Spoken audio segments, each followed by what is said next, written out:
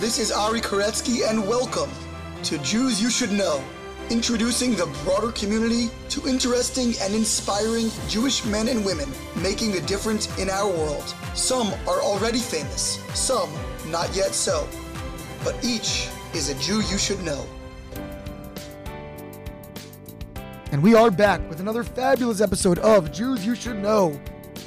I love featuring colleagues or those in the general Jewish outreach field who are doing incredibly unique and creative work. And Rabbi Dov Yonah Korn certainly qualifies in that regard. He is a rabbi in the Bowery, in the Lower East Side of the Village in Manhattan, and servicing hundreds, really thousands of students across multiple demographics at NYU, alumni, and general members of the community, and doing so in a really extraordinary and unique way. He also happens to have an incredible personal backstory, traveling with the Grateful Dead and finding his way to Judaism, or at least back to his own Jewish roots as a teenager. So I think you'll find his personal narrative and his professional work captivating and uplifting. Meanwhile, a reminder, as always, to follow us on social media at Jews You Should Know, spelled out fully on Instagram and Facebook. Jews You Should Know with the letter U on Twitter. Subscribe wherever you're listening, whether that's Apple Podcasts, Google Podcasts, Spotify, or any other platform. Rate and review where you are listening as well.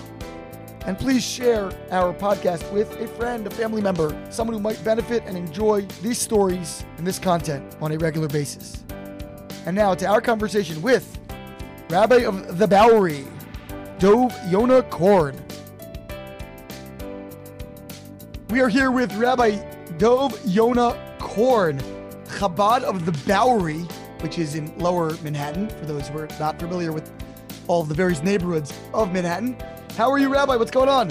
Baruch Hashem, and how are you? Praise the Lord. I'm doing awesome. Great to connect with you. And as I mentioned before our conversation started on the recording, that I've heard your name for many years, and you've been at the center of a lot of great educational innovation and doing a lot of amazing things. So I'd love to hear about all of that.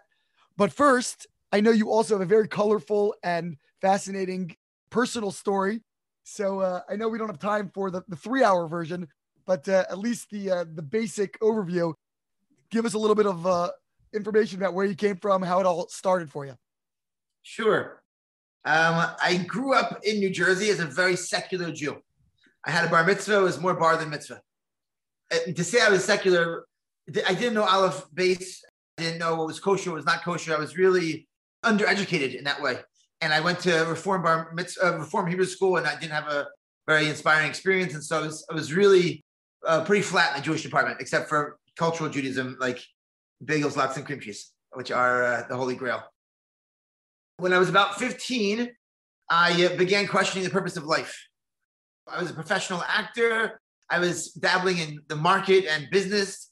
My father's an attorney. My mother's in advertising. I had a couple of life tracks ahead of me, but I was feeling that none of them were worth it just for the goal of making money, which was really what the message I was getting from society was: get all the things you want.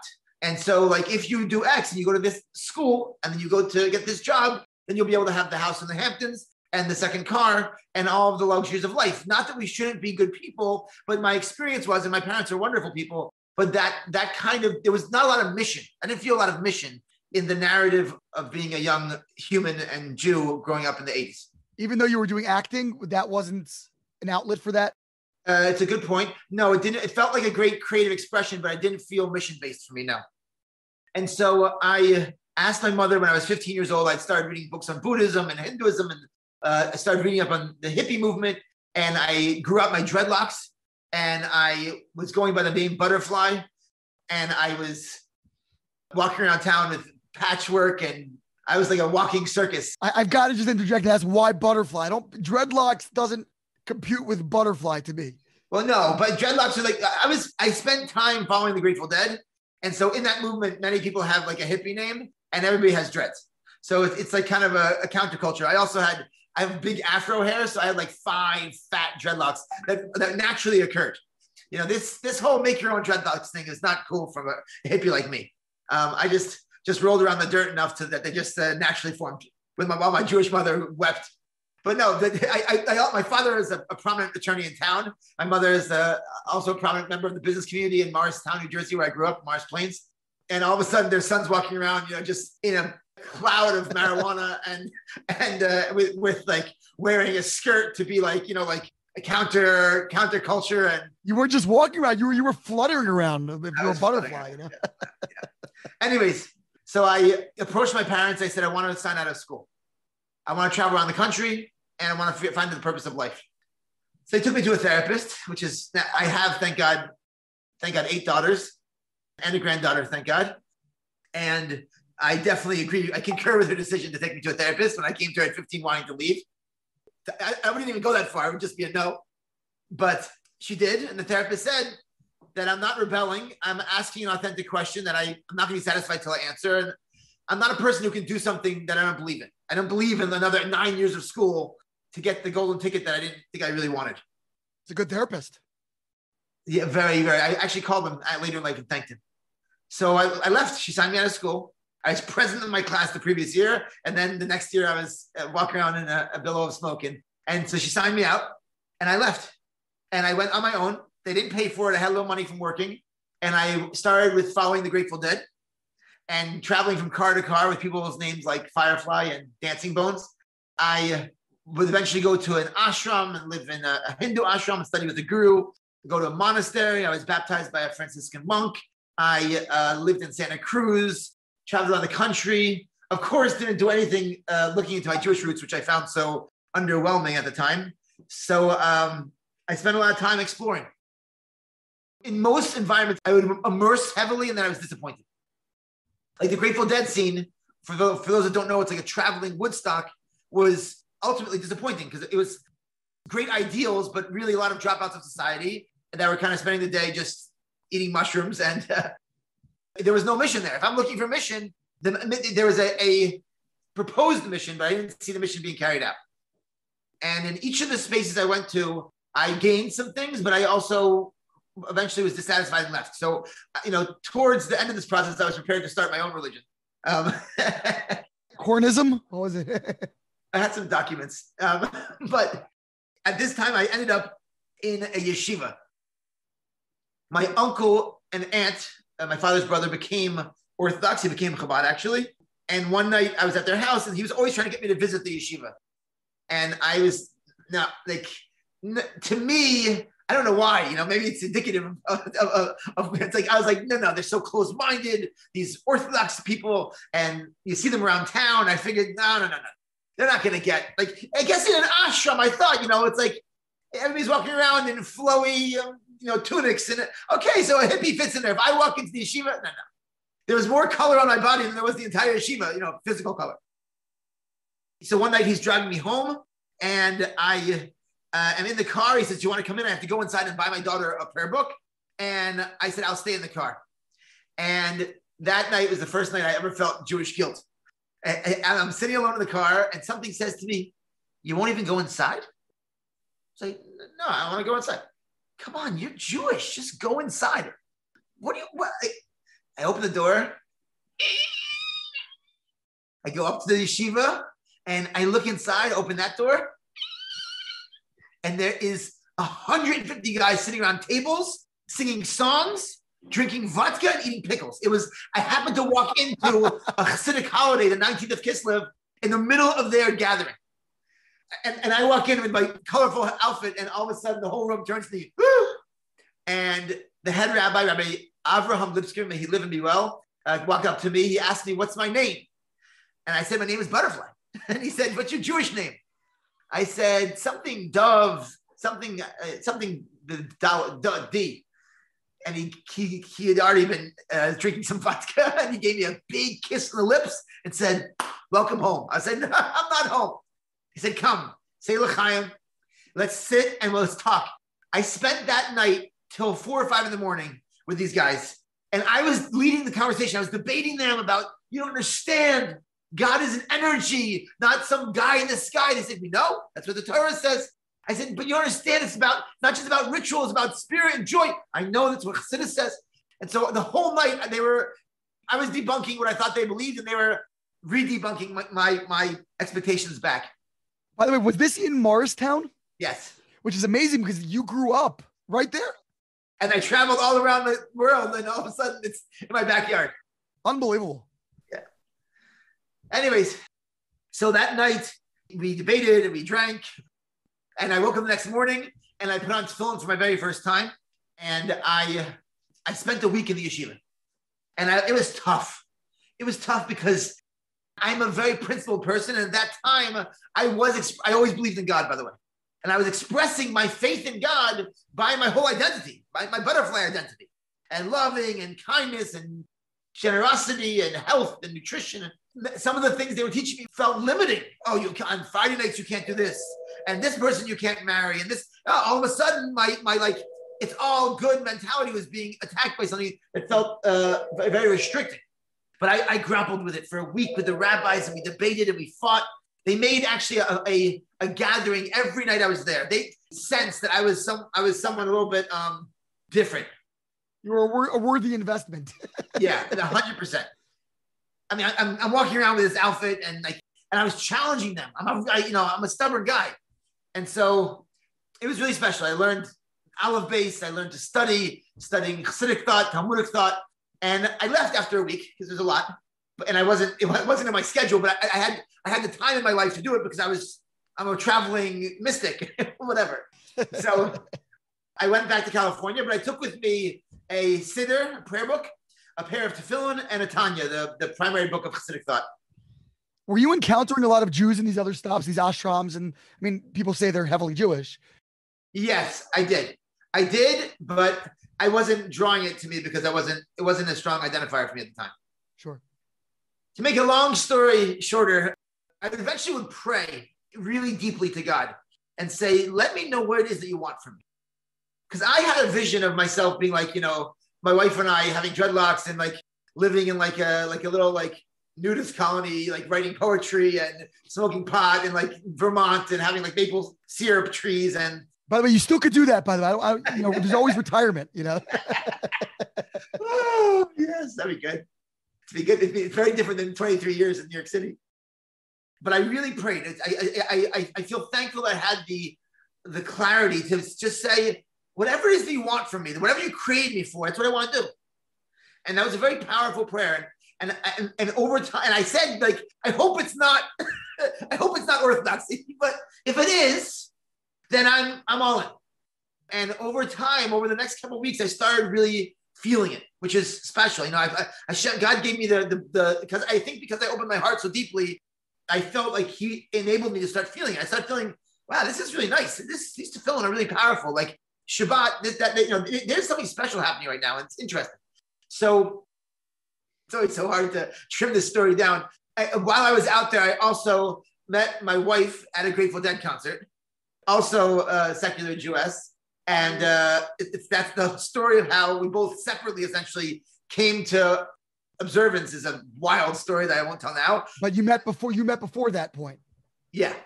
And after that, she and I would travel a little bit together, and I would become a little bit more religious and say, I'm ready for yeshiva, and probably to stop hanging out with this girl as much as I really cared a lot for her, like, very deeply, by the way. I had love at first sight for her, which is actually a Torah idea, as you know, but she didn't have it for me. So that was fun.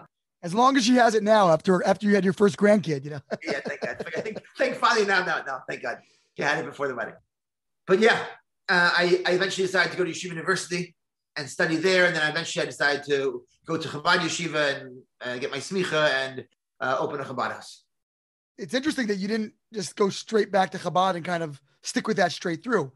Were you intimidated by that? Did that kind of represent something like a bridge too far because that was your uncle's, religion? So funny that you asked that. So the truth is, I thought everybody was Chabad. So I went to Yeshiva University because I finally told my mother that I picked a life path for myself. And I said, and now I'm ready to like re-enter society, essentially. And so I said, I want to go to Yeshiva. And she said, you were such a good student, at least go to Yeshiva University. So I called them up literally 3 days before the semester began. I took my GEDs, I took my SATs without finishing high school, and I pulled everything together. And I came into there. They said, well, registration's closed. I said, you're going to want to take me. Just trust me. I came in, I gave them my whole song and dance. And they accepted me. And I went there to start a psychology program. And I had my own apartment off campus because you're not usually have to be on campus, but I was vegan and it was funny. But there I was surprised after a few weeks. I was like, there's something different about this place than Morristown. The energy is different. There's more people wearing ties. And where's that picture of the rabbi on all the walls? And where are those pickles, you know? yeah, where's the vodka? How old were you, 18? 18. So I started missing Chabad, to be honest. I started missing the mysticism and the spirit and the Rebbe's ideology, which captured me immediately as revolutionary and like almost a rebel against Jewish mediocrity or a lot of things that really, really touched me. And so I started going there Thursday night to Monday morning. I started spending my weekends in Chabad. And then after a year, they gave you a year abroad. I took that in Brooklyn, which is far travels. And then that year I got married after my wife went through her journey. And I decided that I was supposed to, this is a nice anecdote. I promised my father I would go back to Yeshiva University and finish my psychology track because he wanted me to have a stable source of income. And after being married for a year and after immersing myself deeper and deeper into Jewish ideology and Chabad philosophy, I said, I don't want to wait 7 years to help people. I want to get out and open a Chabad house right now. And so I had to break that news to my father. And like the big joke is like, it's not easy opening a Chabad house and running a Chabad house in New York City. Financially, it's indescribable. Right. So my father and I's joke is the stable source of income. That's all he wanted. Exactly. It's, I really wonder, just kind of speculating alternate realities, alternate possibilities, why you today is much more sensitive to that spiritualist impulse. And they have, Moshe Weinberger and the corner of the Neo Hasidic movement. I wonder, had you been there today, might that have slaked your thirst in a certain way? You would have ended up on that route. Actually, I was blessed to be one of the people that started the Chabad at YU Club. Because once I really immersed and I really got into it, and I was like putting on tefillin with kids that grew up religious and then were going the other direction.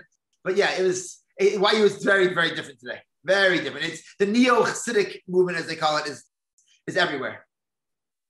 Somehow I got to say the Rebbe as an individual really got my kishkas, got my soul.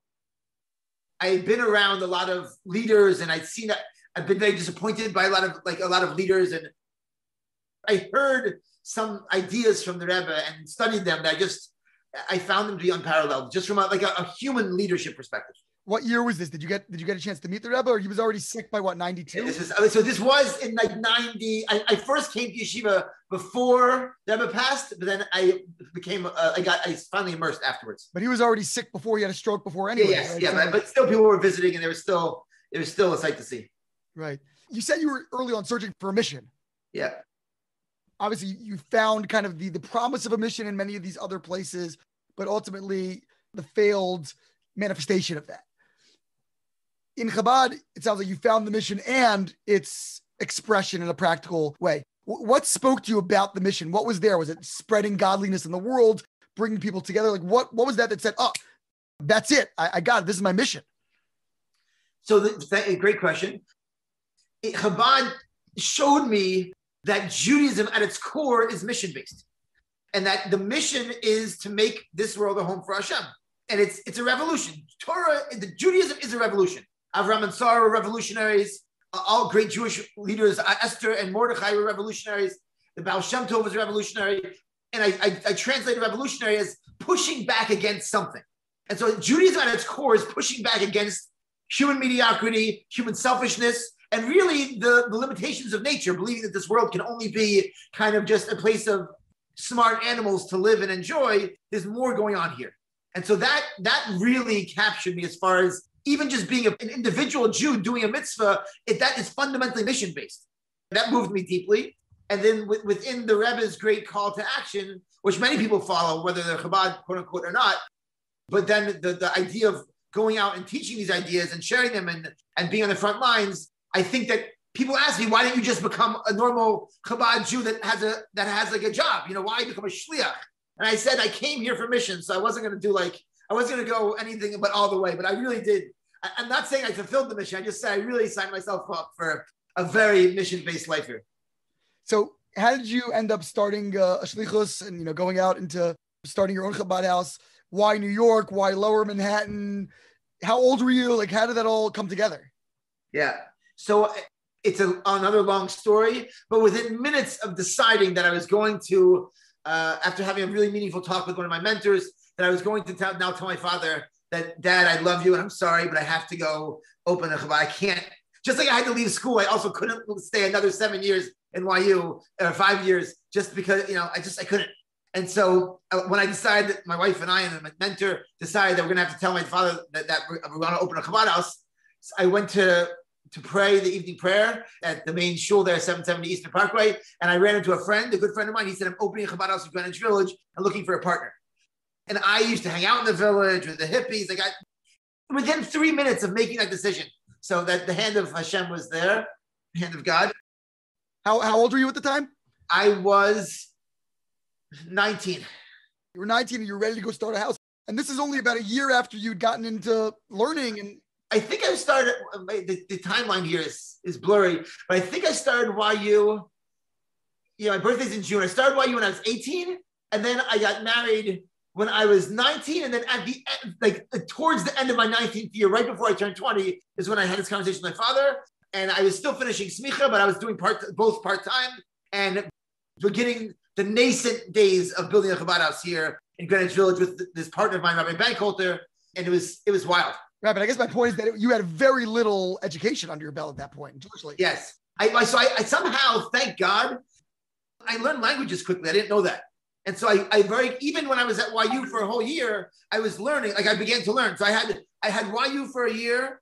I had the studies I did before YU when I was soaking in Judaism. Then I had my time at Chabad Yeshiva. Then I had a year when I was married in Chabad Yeshiva. And then yes, you're right. No question about it. It was concentrated, but impactful. So this partner kind of drew you in to go to the village. The Bowery, I guess, is a sort of a subsection of the village or an adjacent neighborhood. Yeah, over time, Rabbi Benko and I opened 2 organizations. So we focus on students and young professionals, and he focuses on other village folk and families. And so about 3 or 4 years into it, it was hard. I mean, you're talking about knocking door to door, and it's a transient community. It's not like, every Chabad house has its challenge. The challenge in Vermont is that you have a very limited community. In your area, there's 1,000 Jews and you have to make it work. Whereas here I have limitless amount of Jews and people coming and moving and traveling and visiting. But the hard part is that it's hard to hold it together. And I was in the beginning, it was very hard, not just financially, but from an entrepreneurial perspective, finding our focus was hard. And then, thank God, God blessed me with the opportunity to focus on the students at NYU and other local schools. And then eventually, as they graduated, they want to stay part of it. So we made an alumni branch, which became a broader young professional branch. And then once that happened, we started cooking. That's when the focus began and the volume started going, 500 people for Shabbos, 1,000 people for Shabbos, really different branches, staff, building, that really led us into a more institutional evolution. So, I know that you've been regarded for a lot of educational innovations and creative programming. What are some of the things that you've learned about and that you've implemented to engage this very, constantly evolving, but, very particular niche crowd of young students and young professionals in the city, kind of at the avant-garde of young Jewish, millennials and then Gen Zers and so forth.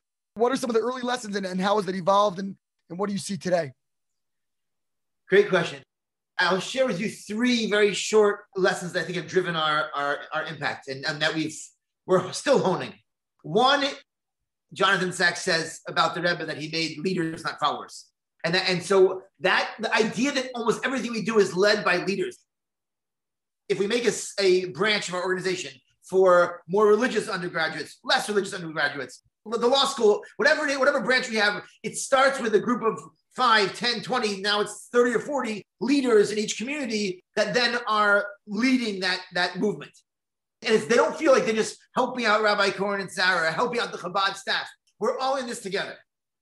I think I'm well positioned to give that message because they know I didn't grow up religious. So it's not like I come from a dynasty of Chabad family and then now they're the stranger. They sense that I also feel strange. So then you're really relinquishing agency to some degree over the project. 100%. And so when it comes to halacha, I have to be very careful. When it comes to brand issues, like let's say I have some religious students that I think want to do something too religious, or I have someone that wants to do something too alienating, or whatever it is. So what we try to do is this unique balance of sharing our experiences, or yes, let's say they just want to do something that's a silly idea. Like, no, that's not going to work. We tried that before. We want to share our experience.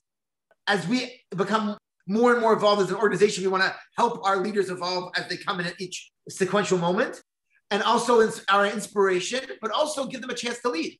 And so it's when it works, it really works very, very beautifully. That's number one. I think that one of the Rebbe's revolutions is empowering all the shluchim to lead. He did that, right? He also gave up agency. He said, "Yeah, Rabbi Korn, you're now in the Bowery. They're looking at you, and I believe in you. Good luck." And so I think that while people can note Chabad's revolution of the shluchim, I think the next revolution is by all of the young people that are being impacted by the shluchim and other Jewish leaders around the world. Like, it's time for them to take ownership. That's number one. Number two is, I think that you have to be very God provocative. Meaning, I think that people today don't have time for a lot of BS. And I personally don't relate to a Judaism that's not God focused. I'm too much of a nut job to follow all these rules for any other reason than the fact that the existifier of all creation has put me here for said purpose. So I talk about God openly and intensely. Like, I'll ask a student, do you have a relationship with God? What's that like? And try to build Judaism out from that place. I think that millennials need that kind of honesty. It's not just that you don't want to hide it. I don't think there's anything else that's compelling enough in today's day and age to drive a deep Judaism. That's number two. And number three, along that same track, is I think that we have to be really cognizant of undoing like a PTSD Judaism, and like a Judaism of the past that's like guilt-oriented and pain-oriented, and look to a Judaism of the future, which is like about impact and transformation and modernity and being in the world and being dynamic humans that are using that dynamicism to be able to express our relationship with God. So how does that actually express? How does it translate into concrete programs? What would be an example of an initiative that would marry these themes together? Great question. So I think that you take a gathering of young Jews, a leadership board gathers a group of their friends. I'll give a shout out to my daughter and son-in-law who are starting a new branch of our organization called Rejuvenate, which is reaching out to more Jews on campus that have less Jewish background. And they created a board. So that board is now like they're doing the dance of helping this board lead. And for their kickoff party, they rented out, they were able to get, because of COVID, an incredible outdoor space at like a swanky penthouse in the village. And they had this really like stunning party that gives a sense of exciting Judaism and passionate Judaism. And then into the end of the party, there's a group of 30 or 40 of them having a deep conversation about life, about God, about purpose, about mission. So it's helping to join like what I would call sexy living, along with like deep spirituality, and it all being very approachable and peer-led. So that's like an example of a successful event. Obviously, there could be a learning event that's more concentrated, or a prayer event that's more direct. But that's an example. It's like something that's peer-led, something that has a component of spirituality, but also that smells fresh. Is there an occupational hazard about talking about God, in that people, automatically have certain associations, or they're, kind of afraid of that? And even if there is that okay? Meaning, are you saying, look, I want people who are able to have the real conversations. It's not for everyone. People will walk away. That's okay. I mean, you don't want that, but the alternative is to dilute it to such a degree that you wouldn't be giving anyone anything anyway. So at least engage whatever percentage of people, and it might be a high percentage, in a real conversation. It's a great question. I think that two things I want to say. One is that, yes, it's not like every time you invite someone over for Shabbos, you have to give them a quiz on how they feel about God. And it's not that at every Shabbos table, it has to be the only conversation.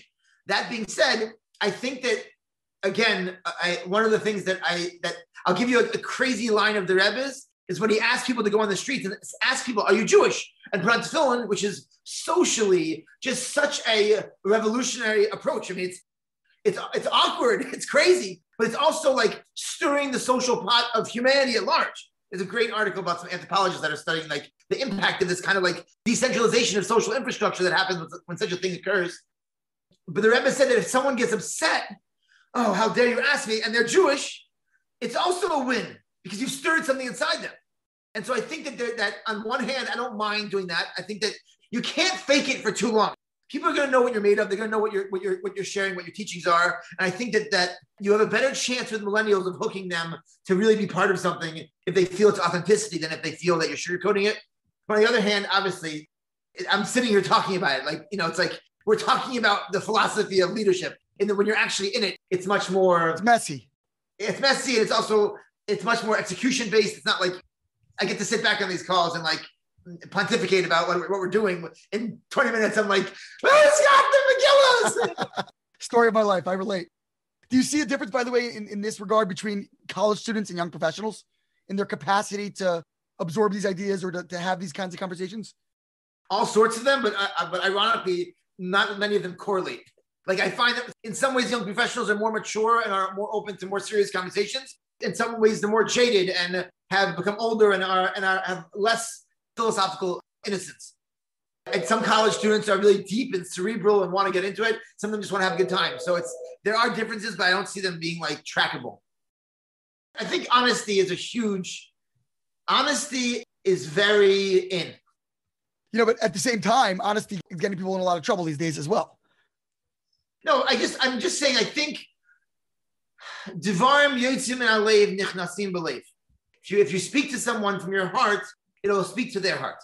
So I just think that I don't believe in strategies of outreach. I'm not saying that we aren't strategic, but I think that it's very much about love, loving another person, loving another human, loving another Jew, and being able to share with them your journey and what you've learned and see if you can learn from them and be inspired by them authentically, not just as like a nice way of putting it.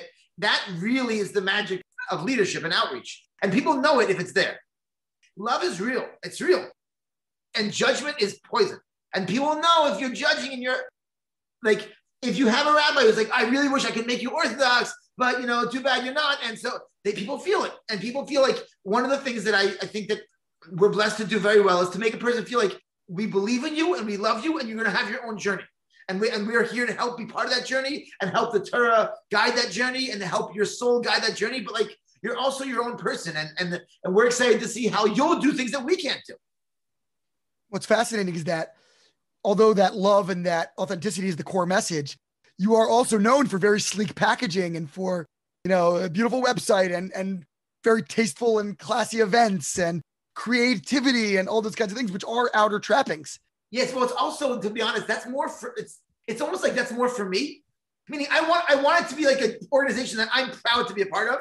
And so it's like, I like classy things.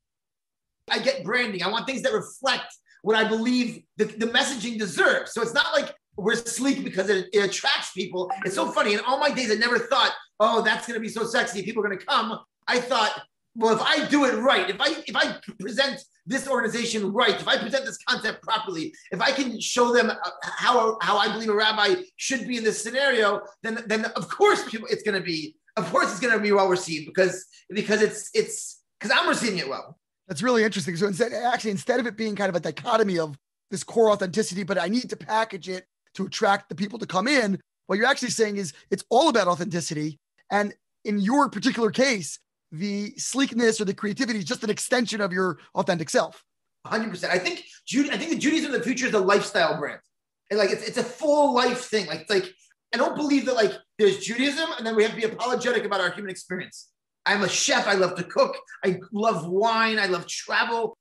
It's not like, oh, too bad that I'm not, just sitting and learning all day, even though that's very special for those people that have that inclination and proclivity and that merit. But for me, I believe that the Judaism of the future has to be a whole process. Sometimes therapy is important.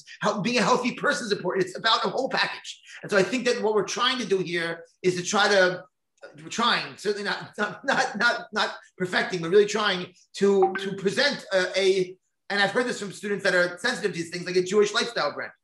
Fascinating. And I think that your notion of a wholeness and a coherence to what you're trying to accomplish and give over for people is a great segue to kind of my final topic, which is that sadly, for whatever historical reasons, we can analyze it, some other setting, but there is a tension or a complicated relationship that the broader Chabad community has with parts of the other parts of the Jewish world, and specifically, maybe ironically, mostly with other parts of the Orthodox world. Whereas there's this very beautiful and very kind of mutually respectful relationship with the non-Orthodox world.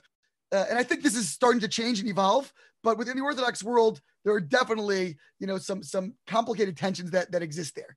And from what I understand of your reputation and colleagues of mine and people that I, things that I've read over the years, that's something that you've tried to transcend, and you've tried to kind of, move beyond that. And, just in your own personal life, you went to Yeshiva University and the Chabad. Maybe that's a microcosm of a broader philosophy. What are your thoughts on that general, reality and that challenge that exists out there? And how do you see yourself as maybe an antidote to it or a player on that stage? Great question. First of all, it makes a lot of sense to me. It just does. It's just coming from the outside, that tension makes a lot of sense to me. Chabad really, from the get-go, was just doing things that are so outside the box. One of the things I think is really incredible about Hasidic thought is it decentralizes the Jewish institution, which is dangerous and also really powerful. Meaning that the Baal Shem Tov really taught that if you have to say who's more important, the Jew or the Torah, really it's the Torah that's helping to reveal the power of the Jew, not the Jew that's just serving the Holy Torah. But that's very decentralizing for the institution of religion. Which is ironic because in Hasidism, you would think more about centralization in terms of the Rebbe. So you have the centralization of the Rebbes and of the, yes. But really, so what Chabad did in a strong way, and what the Rebbe really did is the Rebbe said, you have to find the Rebbe inside you. I mean, it's really wild, but it's highly decentralized. And so that decentralization was off-putting for Chabad when the Rebbe started. So the fact that there's tension there makes a lot of sense to me, that we would probably get along better with people that are less entrenched in institutional infrastructure or in religious ideology than someone who is. In a funny way, Chabadniks can get along with a secular person, maybe better than another Orthodox person, because our Orthodoxy is so unique to the way we live it, that it's a different kind of Orthodoxy. We're I don't get that. There are things in the Orthodox movement, because I'm so entrenched in Chabad, I don't get that that approach. We talk about reward and punishment in Chabad, Olam Haba. We're what are you talking about? We don't even think about it. It's I'd rather be in Gehenna with another Jew than be in Gan Eden alone. It's a famous phrase. And so it's just the ideologies are different. Whereas if I was talking to someone who's less affiliated, those tensions aren't there. So that's number one. Number two is that there's history in everything. All of the Chabad is its own institution. And as these organizations have blossomed and grown up, all of them, there is history there. That politics and sociology and everything. Yes. Number two. But number three, I think what's most important is I think that for sure, especially as Mashiach, please God, is coming very, very, very, very soon, I think that we have a great opportunity to all work together for that. And I think, by the way, working together doesn't mean we're the same. There is differences with the Orthodox community, and playing nice doesn't mean that we can't compete too. It's beautiful. I think competition is a healthy thing in the spaces that we're trying to occupy. I think one of the ways that I've been blessed to work with leaders from other Orthodox institutions is that I always say from the get-go, let's compete. It's okay. And listen, I don't want to lose. I don't want you to lose. And when one of us is winning, we're both winning for the cause. So that's the famous idea that you can open a synagogue next to another synagogue, but you can't open a pizza store next to another pizza store, because in this space, we say it's so important that competition is healthy. So I think that sometimes I find that Jewish leaders want to do a kumbaya. It's let's all have only one party for all the 6 shuls in town, and let's only have one this. I find that to be, I'm not saying that there's not cases where that works, and I'm lucky to be in a place where there's an infinite number of people. So I have challenged leaders that I know to say, let's all go out there and do our very best. And if one of us seems to excel in one space, then we're going to have the crowd there. And if someone excels in another space, they're going to have the crowd there. And so I think that through a combination of being forward-looking about the great mission ahead of us, of really kind of finishing off the Jewish cause and trying to bring the world the healing that it needs so badly right now, and by respecting our differences and giving space for our healthy competition, I think there's so many opportunities for us to all work together and love each other authentically. Do you think that's a commonly held presumption? Is it something you see as changing? Do you find yourself fighting peers or colleagues about this issue? Where do you think the world is going on this? I don't know. For better or for worse, I'm so entrenched in my life here that I'm I don't read news about Chabad at large or Jewish in the world at large. I'm just so in it here. There's so much going on. There's so many people. It's just wild. But I do know many of my peers that have very strong relationships with many other Orthodox leaders, like many. And so I definitely think the trend is going in a positive direction that way. And I think that the youth want to see from us also is just, but again, they don't need that. It's okay to say we're different in this way, I'm different that way. But like, there's a difference between being different and being enemies, God forbid. And I think that it's healthy boundaries make healthy neighbors. But like, I think that there's plenty of good boundaries to be had, and there's lots of love to be shared. And just in closing, Rabbi, what's next for you? What's kind of the final, I don't want to say the final frontier, but the next frontier? What's unaccomplished yet? Obviously there's an infinite number of Jews where you are, and it's transient, so they're constantly turning over. So you could just continue doing the exact same thing for the next however many years. But is there another dimension that you're looking to reach, another qualitatively distinct terrain that you'd like to traverse in the coming years? Yeah, I think that I'm very interested in being able to share the ideas that we've learned, some of the things we discussed on this call succinctly, and also to have my students sharing it themselves. I'm very excited about student-led content and like really being able to study these ideas with my students and have them teaching it. And I think that speaks to a bigger mission of mine, which I'm trying to use technology however we can. And I'm at a very early stage of it, but to be able to deliver real relationship building with more and more of our constituents, right? Because if we have 1,000 people through the door, how many of them do we have a strong relationship with? And we have a growing spiritual staff. But if we could figure it out properly, and technology really does with things like Salesforce, there's an opportunity to be able to sort of say track a customer and make sure they're getting the most they can get out of our offerings. So if you take the combination of honing content and then developing strong relationships with our constituents, we can be making stronger and stronger leaders, and then per capita pumping out more and more incredibly empowered young Jews to the world. Just to give you some nachas, a couple of people that I know are close with you have been on the podcast and have spoken for a number of my own college groups. Joe Teplo, Adina Lichtman, she's speaking actually for me next week again, and she's been on the podcast. So already I've benefited from some of your own products to a degree. Rabbi Dov Yonah Korn, thank you so much for joining us. Many blessings. Thank you so much for having me. This has been Ari Koretsky on Jews You Should Know.